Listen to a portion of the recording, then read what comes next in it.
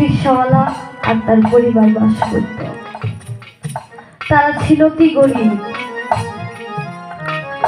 সামনে ঈদ, রোজার মধ্যে সে রিকশাওয়ালা রিকশা চালায়।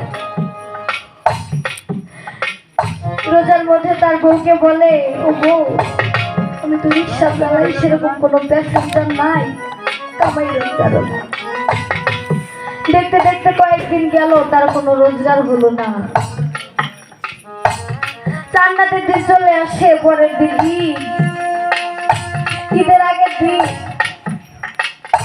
বউকে বলতেছে, ও বউ, এতদিন যে হলো আমি তো কোনো কামাই রোজগার করতে পারলাম না, কালকে ঈদের একটা দিন, আমার সন্তানদেরকে আমি কি খাওয়াবো, কি কিনে দেব? তার ছিল দুটি সন্তান। বড় সন্তান আড়াল থেকে শুনে স্বপ্নে এসে বলে,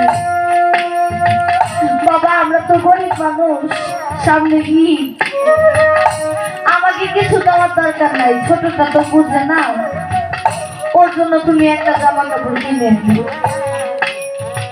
তখন এই কথা শুনে সেই বাবা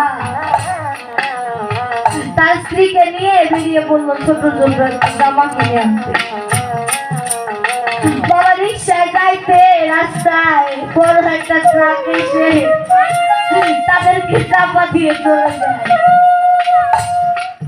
রাত্র গভীর হয়, ভোর হয়ে যায়, বাবা মা তো আর বাড়িতে আসে না।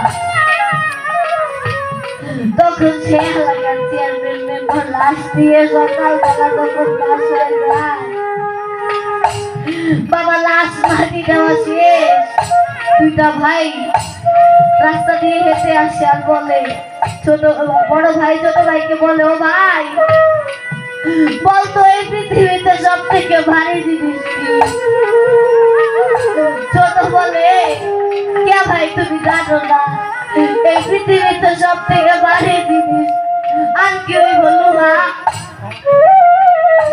না রে ভাই, লোহা না, আর একটু ভেবে তুই বল।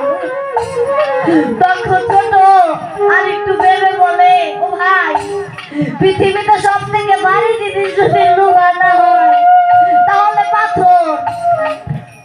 বড় দুই চোখের পানি ছেড়ে দিয়ে বলে, না রে ভাই এই পৃথিবীতে সব থেকে ভারী জিনিস পাথর।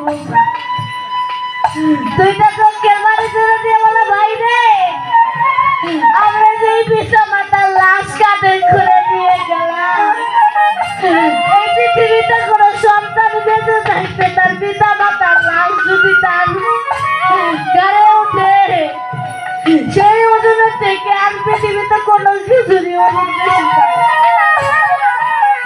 ছোট বুঝে না বাবা।